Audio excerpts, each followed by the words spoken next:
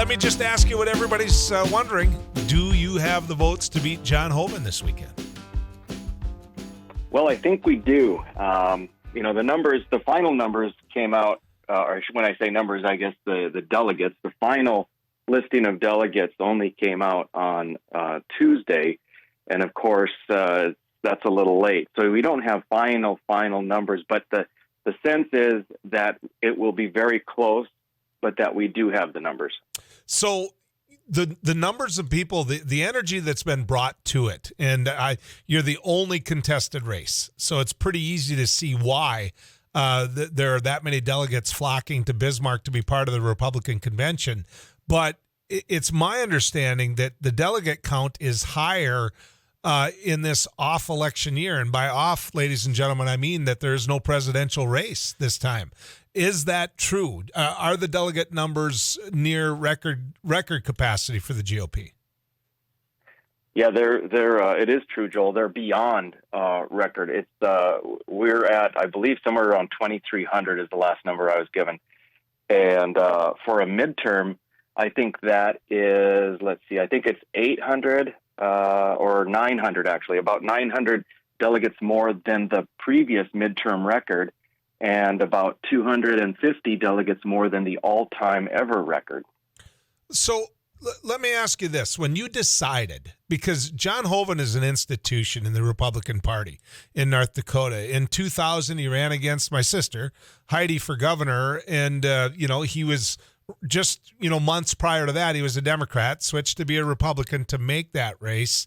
And, obviously, the story that, Heidi contracted or it was found out she had breast cancer in the middle of that race, so everything went to heck on my side. But how do you decide one morning to take on this man that has held elected office for the Republican Party and for North Dakota since 2000? What made you decide, I'm not afraid to take this on? Well, I had just very recently made the decision to retire, I guess, or at least not to run again for the state legislature. And so as I was looking forward, I just had this very, very strong, unsettled feeling because I'm very, very concerned where we're headed in America. I'm very disheartened by politicians in D.C., and I'm aware of John's record, and unfortunately, I think there's no doubt that he's part of the problem out there. Very big spending, big government Republican. So, examples, because people hear that and it sounds like catchphrases. Give me solid examples of where you think John Hoeven went too far in the spending department. Well, his whole time, his 12 years out in D.C., he's been voting for all of the big spending bills except for the ones that are politically disadvantageous. So occasionally, when a president of the opposite party is in, there may be a spending bill he won't vote on. But he votes on all of the omnibus spending bills. Those are the huge bills crammed with pork. And something he should be embarrassed about is they also include funding for Planned Parenthood. He's voted for those. And the most recent example is Biden's bipartisan infrastructure bill. So he was one of the few Republicans to cross over and hand President Biden his only, in my opinion, only real victory in his first year. A victory which gives hundreds of billions of dollars more in green energy subsidies than it actually provides for building roads and bridges.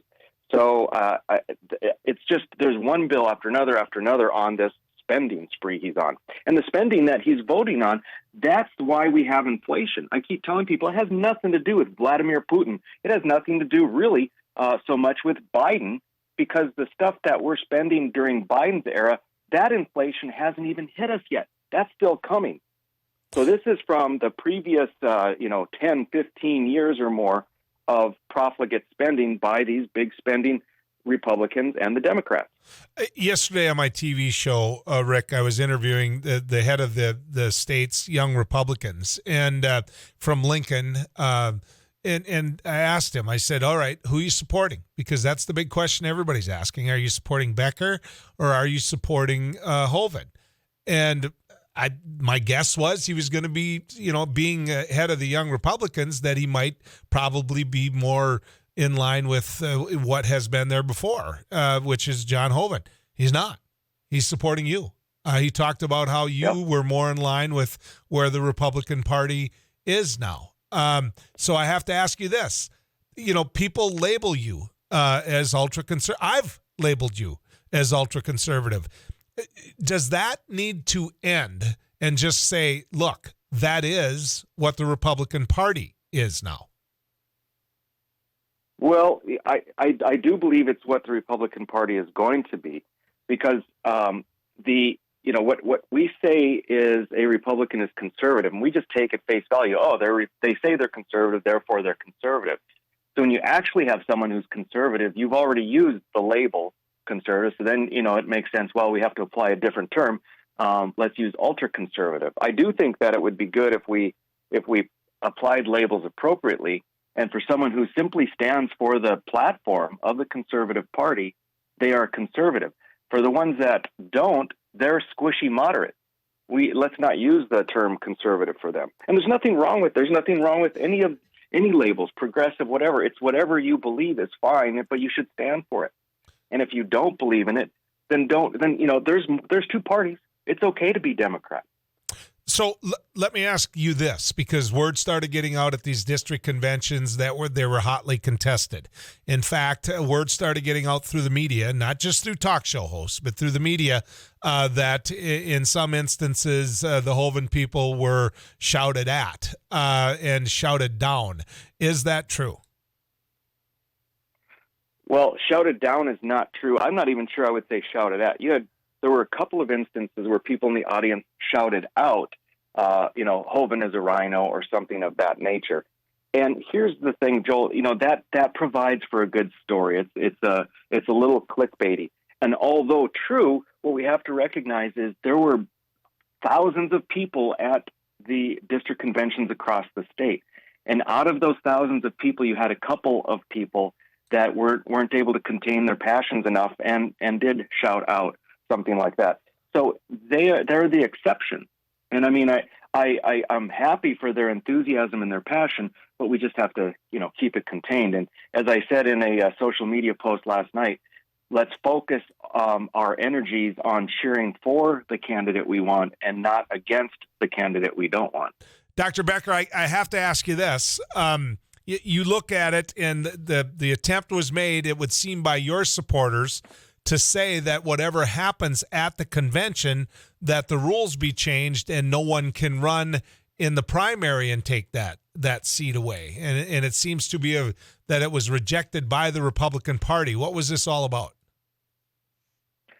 Yeah, so that has nothing to do with my campaign at all. I'm not involved. In fact, when people have come to talk to me about it, I said I don't want to be involved because I don't want to conflate two completely different things.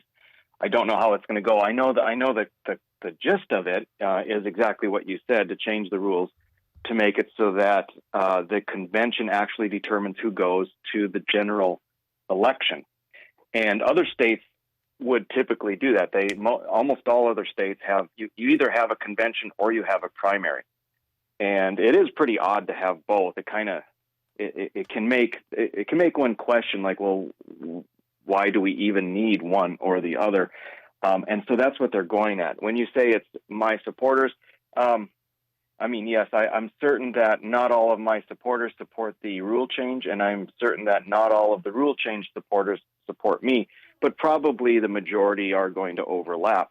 What do I think about it? I actually am in favor. It probably, isn't going to pass, but what we should do is take a look at whether we should change the law, the Century Code, because it is a private organization, and it seems silly to have both, in my mind. Well, Kevin Cramer is holding office right now, not having won at the Republican convention. Doug Burgum is holding office right now, not having won at the Republican convention, which, I realize I'm a Democrat and Republicans have been winning of late, but my question is this: why have a Republican convention?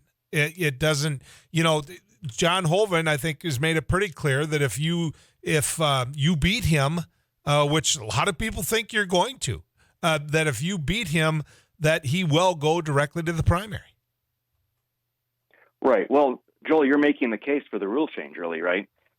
You're saying as long as someone can just skip and go to the convention, then why have? I'm sorry, skip and go to the primary. Why have the convention? And that's the argument that's being made. If the rule was changed, then and you didn't get the nomination at the convention, you could still run for that office, but you'd have to run as an independent, or maybe Doug Burgum could run on the technocratic elitist party or something like that. Whatever party you want it to be. Here's the one that I think is really different about this case versus the other scenarios. John Hoeven's had this job for a long time. John Hoeven is coming in as an incumbent. If he does get beat at the Republican convention this weekend, that's going to send shockwaves throughout the North Dakota GOP, and I would argue national GOP. Whether you end up on that ballot in the fall, if you win this weekend, you've made national news, Rick. Yeah. Well, and you, Joel, have asked me, and many others have asked me, why go through the convention process? Because it's leveraged or favors the incumbent. Why not just go straight to the primary? And my answer is, with John Hoeven's name recognition, because he's a career politician, and all of his money, I'm not sure how I can beat him. However, if I win the convention, then I have that wind at my back. I have the attention of the people of North Dakota and the nation as a real contender. That changes the game entirely and makes it very reasonable that I can beat him despite what appears to be significant odds against me. Has the North Dakota GOP treated you fairly? Well, I'm afraid to say that it hasn't. I mean, I'll stop mincing words. It hasn't. In 2016, it treated me very fairly when I ran for governor, but it hasn't been the case this time. There's a lot of back chatter from the select folks in the leadership of the party that are really, really trying to tear my campaign down, and have effectively, and expressly stated that they endorse John Hoeven. And of course, the role of the party is not to endorse anybody before the convention. Have you heard any of I don't want to say rumors because I know some of the individuals that were called. Have you heard any of the information about Democrats that are being called to come to the Republican convention and be paid to do so by the Hoeven campaign? I have heard that. I've heard a lot of things. I'm certain that probably some of those things are true. I know that the Hoeven campaign is very worried about the convention. They or people acting on their behalf are pulling out all the stops. We see Pat Finken's Brighter Future Alliance with just a huge smear campaign of just lie after lie after lie, which is really incredible because the establishment Republicans, if they say one thing more than anyone else, is that you never criticize or take down a fellow Republican. And I'm seeing the worst I've ever seen since the beginning of my involvement in politics. Well, I can tell you this. You got their attention. You've got our attention. And quite frankly, you've made making and doing radio and TV gold. So I thank you for that.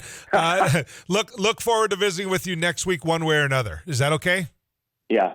You bet, Joel. Thanks a lot. Rick Becker, ladies and gentlemen, state representative and doctor running for the Republican endorsement in the North Dakota GOP. There are people who think he's right. Not just about his politics, but that he has the votes going into this weekend. If he does, I'm not going to lie to you, it will shock me still.